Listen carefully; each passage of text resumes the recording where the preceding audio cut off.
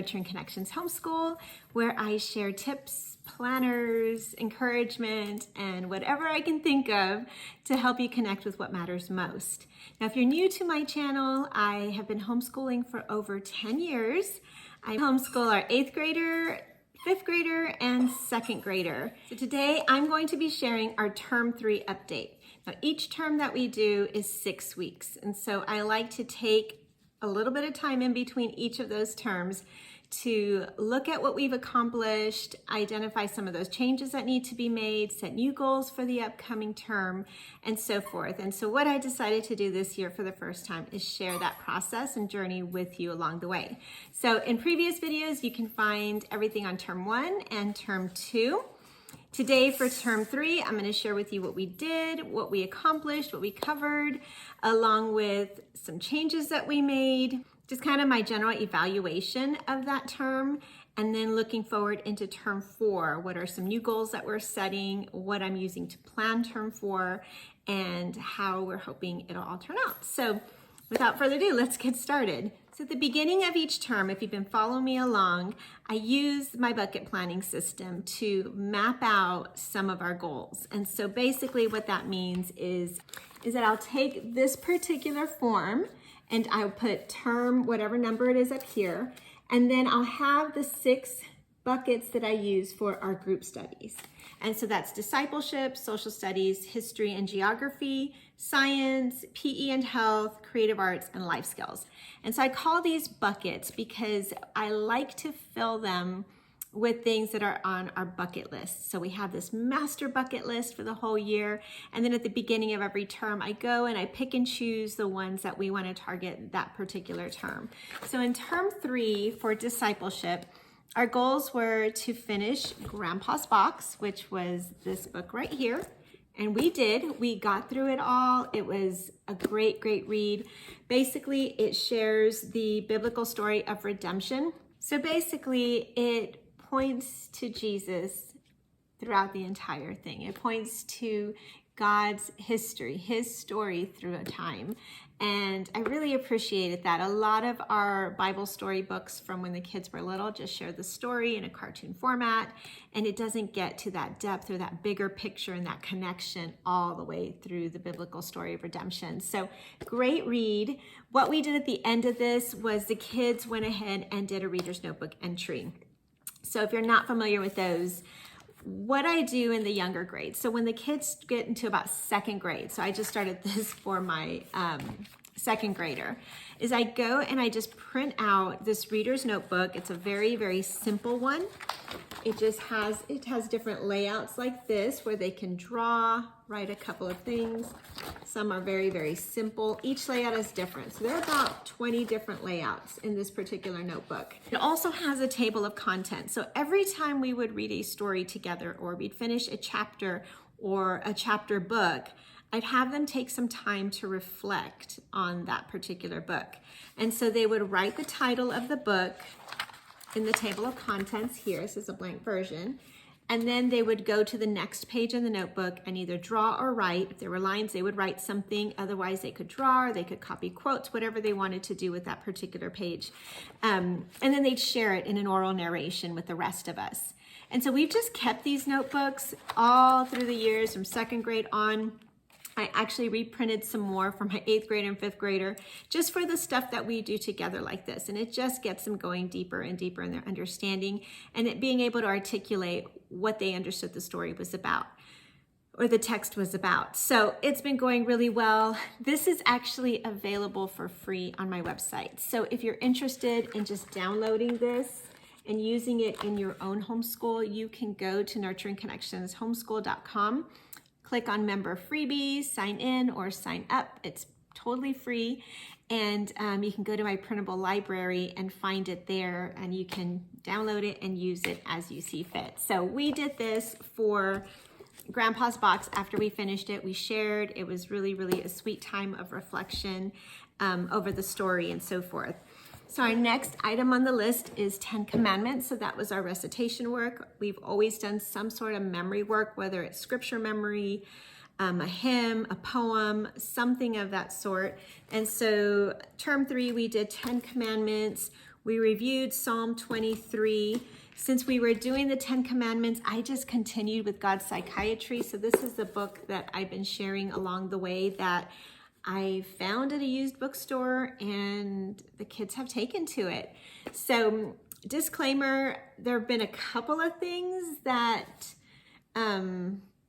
doctrinally I've kind of questioned a little bit, but it's never been anything that we couldn't work through, talk through, discuss. But overall, we've been really happy with this text. It took us through Psalm 23, it took us through the 10 Commandments, and now as we go into term 4, we are going into the Lord's Prayer. So it's been a neat read. It gives all sorts of examples. It talks about different missionaries and saints. And so that's been neat to make those connections since we've been reading missionary stories for them to see, oh, David Livingstone, we know who that is, or Jonathan Edwards, and so forth. So neat book. We are continuing with this, but we did finish that whole section on the 10 Commandments here. Answers for kids. So we are doing this book series. We finished book 3 and actually started this particular book. I think it's volume 8. We're not going in any particular order, but this is the one we're continuing into term 4. And I have on here 3 things that I had put as my goals at the beginning that we did not get to. And we'll most likely just bump them over to term 4. So that was the Miller's missionary stories. I went ahead and skipped that only because we're doing so much with missionary stories in history and through God's Psychiatry. So we already are hitting that, and I didn't feel it was as necessary as I thought it was going to be early on in the year when I stuck that in my bucket. And then the same thing with the hymn. I had put hymn, How Great Thou Art. As we're doing our science study, there are hymns at the end of every chapter. And so I'm focusing on those hymns instead of the one I had here. The ology, we were supposed to do that right after 10 Commandments, but we decided to just continue with this. And so that will just get bumped over till we finish. I think we're just going to finish this book because it's the Lord's Prayer and then the Beatitudes, and then we're done. So I really want to just finish it off before diving into something different. So that just stays in my main year bucket for the year, and we'll dive into that when it's time. But this was something that I really appreciated from using this bucket planning system, is that I'm not bound to a curriculum all the time. I have the freedom to kind of follow the kids leading where we are in our journey, in our family life.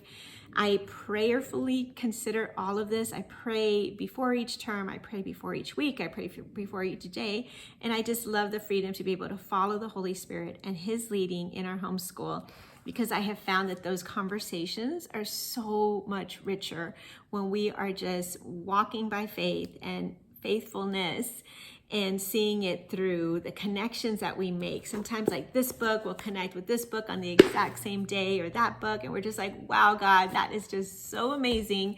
I could not have come up with something that amazing on my own. And I really appreciate how much our homeschool journey is really a faith journey, and stepping out in faith each day and trusting God with the results of it all. So discipleship, that is me walking with the Lord each and every day and sharing that with the kids as much as I'm able to. But those are the resources that we're using along the way. Of course, we've done a lot of discussions and conversations. And so what I'm trying to do with my bucket planner now is just taking some time to jot those down in those boxes and those buckets so that I have a record of those conversations too, just to look back on one day. Bucket number 2, social studies, history, and geography. We were doing Taking the Americas for Jesus, and so we just worked through a few more chapters there. We did our timeline. So I've shared that in the past, how we have that accordion style timeline that we fold up and we take out, and we just add different timeline cards to it as we're studying different people and events that took place in history. We also played our United States game, which is this one. So we're just doing a little bit with US geography, and that is what we covered for social studies, history, and geography in term 3.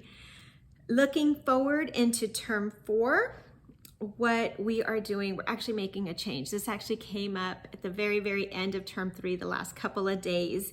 But I've shared in the past that my father was a public school Texas history teacher. So he is passionate about Texas history. If anybody meets him, they will get a whole lesson on the Alamo and the history of our state. So it came up again that he really wanted to work with the kids and teach them all about Texas history, and then spend some time visiting a lot of these places in the area, some Spanish mission, those types of things. And so I have decided to push this aside for a term so that he could have the time with the kids.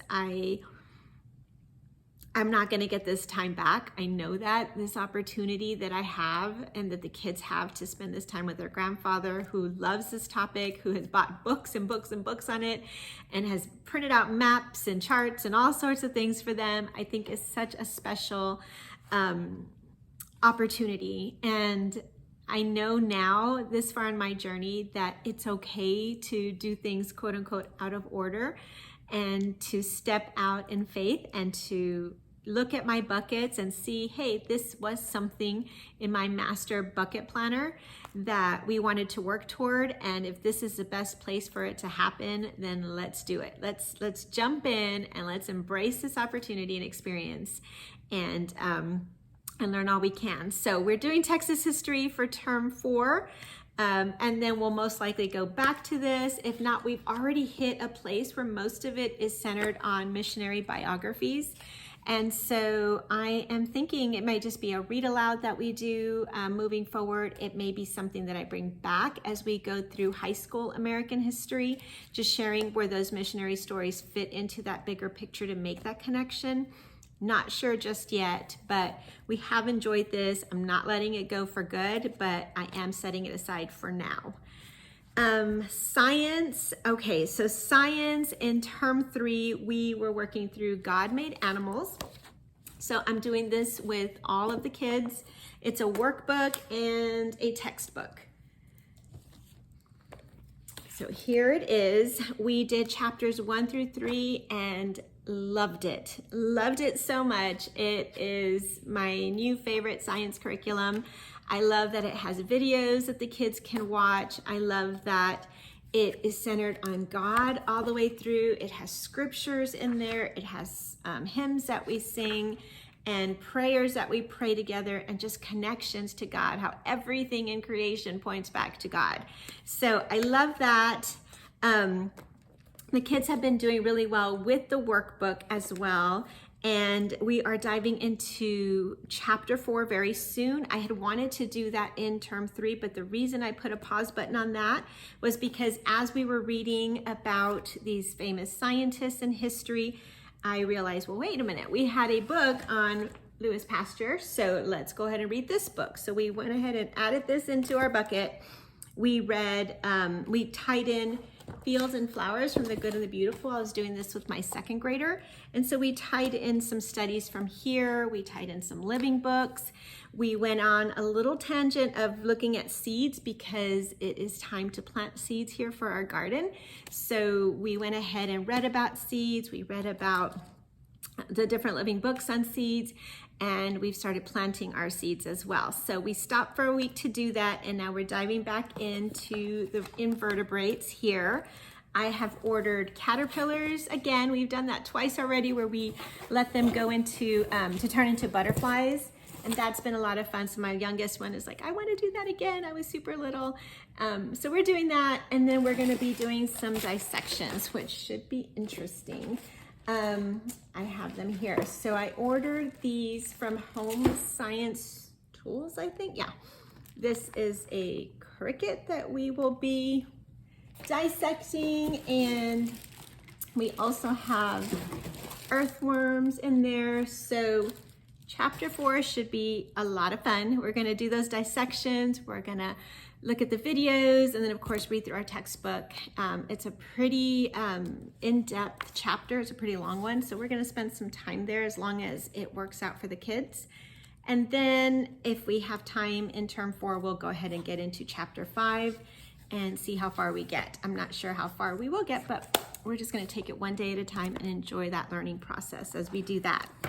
For science, a few other things in our buckets are classes that the kids are taking in their co-ops. They have a full day co-op 1 day a week where they have a STEM class. And that's where they just get a little bit more of that hands-on engineering type projects that they do.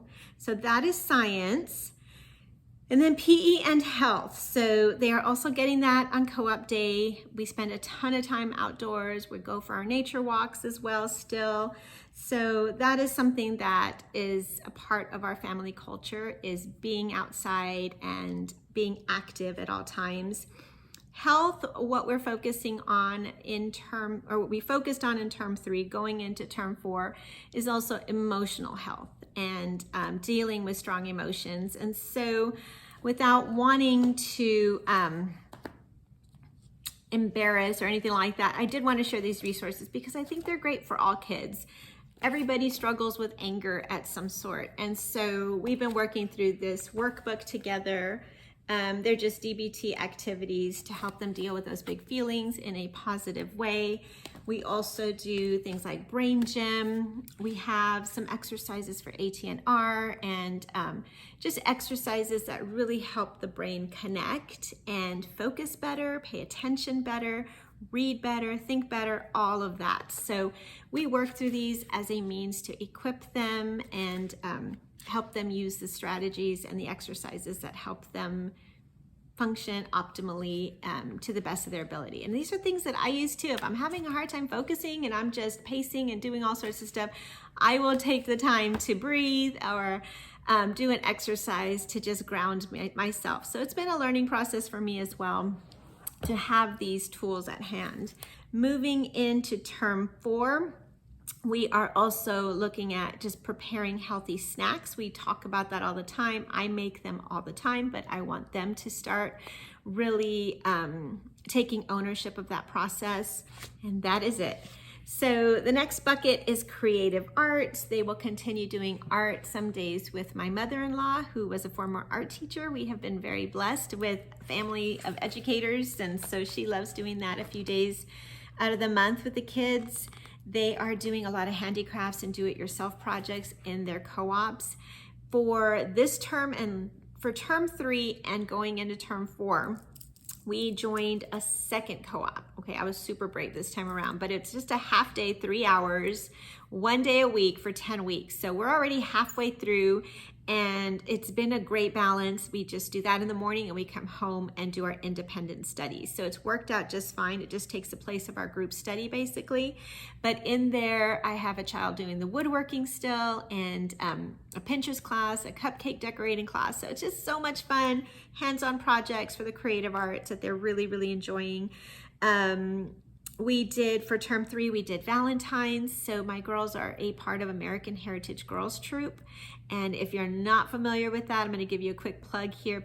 So it's a troop-based organization, but it is faith-based. And so it's centered on faith, service, and fun. And so through that organization, we do service projects, we do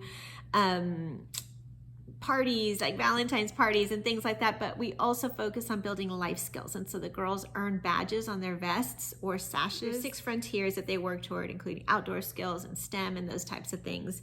And so we celebrated Valentine's with our troop, and that was a lot of fun. Other than that, we have game schooling on here. So we did play a couple of games. We played 7, 8, 9. We played our United States game here. But going into term 4, we have a bigger list that we want to get into. Once our second co-op is out, then we're going to focus on those games, mainly for the fun, the relationship building, but also what it does for the brain, the building those processing skills, the executive functioning skills and all of that. So we're going to throw that in more so in the end of term 4, going into term 5. Okay, and life skills. Continue with multiplication drills. We continued with our deep cleaning, zone cleaning charts. We've been doing so much better with starting on time. We start at 9 o'clock every day. We're still cooking with mom. And we're just learning how to navigate through life almost every day with the conversations we have and the struggles we have and the challenges and the triumphs, all of that. I cannot box that. I cannot put a curriculum on it. It's just being intentional with the time that we have each and every day and knowing that that counts. And so Having a bucket for that means that even if it's completely empty at the beginning of the week, I can always look back and see all the opportunities that we've had to develop those life skills just by sharing life together each and every day. So I plug those in at the end of the week, and it just is a great record of how we're growing each and every week together through our homeschool and just through our family life. Now, apart from that, Green Zone conversation book, I haven't shared this with y'all, but we have been using it term by term, and basically it is a conversation book. I have found that it is just a great resource in general for a child that is shy, one that struggles with anxiety in social situations, or just helping the kids understand how another child who does struggle with this may not be able to have that easily of a conversation with them, and they can use some of these strategies to engage and interact with them as well. So we've liked this. I printed out the handouts at the back, and basically it's just tips and tools for how to engage in the green zone with others, where you're talking about things that you have in common, how to compliment others, how to be friendly with others. It's all the stuff that a lot of us maybe take for granted or we do automatically, and it just breaks down that process and helps them reflect on that so that they can use those strategies in those social situations. So that pretty much summarizes term 3. I just kind of took you through all of that. Those were the group studies. The kids are still working through their independent studies. There they do a Bible curriculum of some sort, English language arts and reading, and math. And so all that includes things like cursive writing or typing. That's under the ELA component. They also each have extracurricular activities such as horseback riding for one of my children, piano for another, and like I mentioned, the American Heritage Girls Troop for the girls. Now, we did make a change in there that I had mentioned to you previously, which was a math curriculum change for one of my children. This was for 5th grade math. We were using The Good and the Beautiful. I absolutely loved it. We loved it early on, but it was just a little too much for this particular child. There's just a lot going on each page that just would be overwhelming. And so we decided to try Christian Light and didn't know what to expect, but it has been a perfect fit for her. So she loves it. She's flying through it now. Math is now one of her favorite subjects. So that is a huge victory for us. It's not to say that there was anything wrong with The Good and the Beautiful. I think it's fantastic, and I think it is so well done.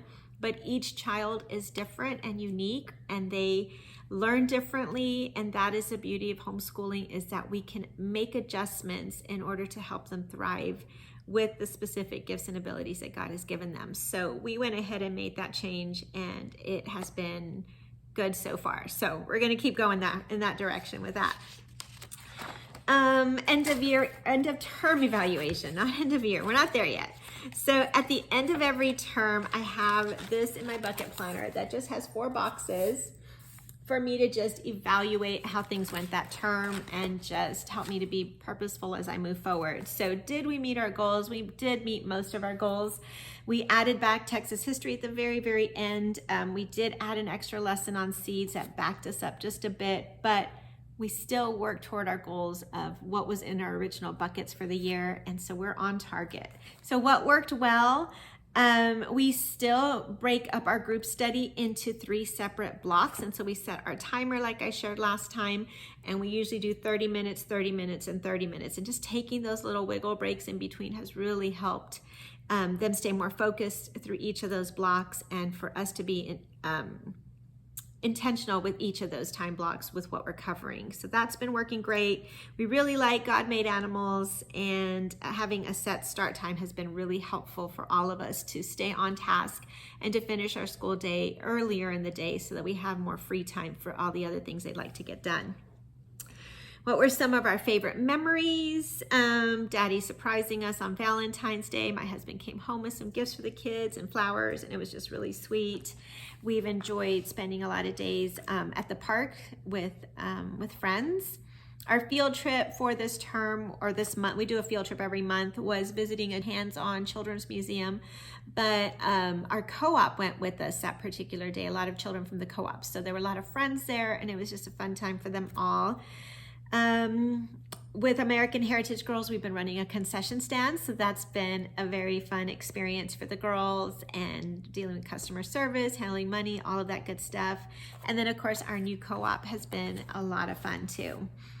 Do we need to make any changes? Grade each day. So I was getting to the point during some weeks where I wouldn't do any grading till about 2 days in or till Friday, and I was getting so backed up with grading the work of my older children. And so I really, really, really want to grade each day as we go, so that they're not making all these corrections at the end of the week, and they're able to get that feedback more readily. So that one's on me, but in the meantime, grading I think is important. So I need to get back to doing that. Our goals for term 4, I've already shared most of them. So the only other thing that I think for discipleship that I forgot to share was this particular book, which is called Darkest Night and then Brightest Day. And so it's kind of one of those flip books. It's halfway read this way. So Darkest Night is the 7 days before Jesus was crucified and died.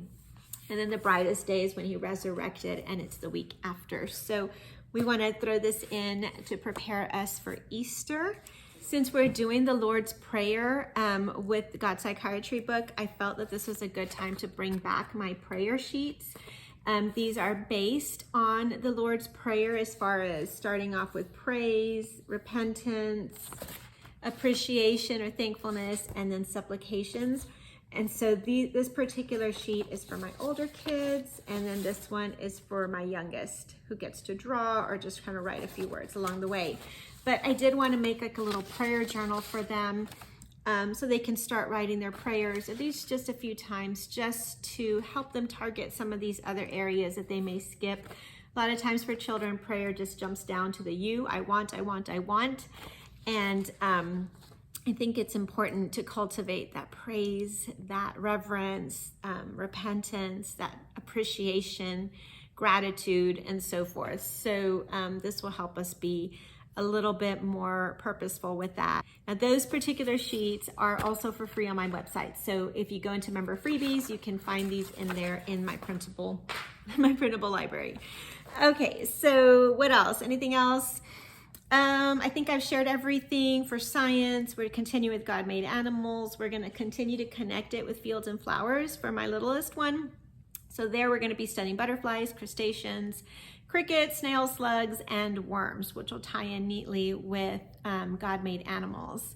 PE health, I already shared that. Creative arts, I shared that. I did want to add in some word searches and puzzles if I can, but we'll see on that. And life skills, keeping our home orderly, punctuality, deep cleaning, we're just going to continue with that.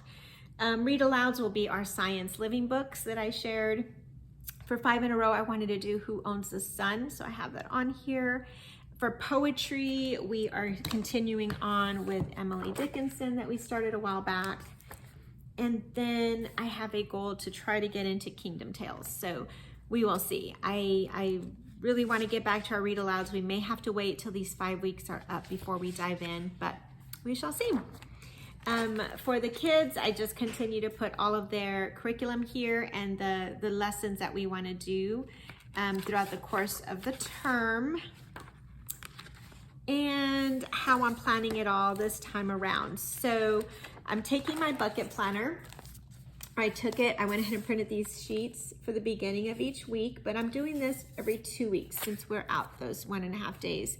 So I always start with a prayer. This is something where I list materials that I need to get, things that I needed to order, like the caterpillars and stuff like that, a Bible verse, something I want to be intentional about, and then at the end of it, I just jot down some things that I'm grateful for.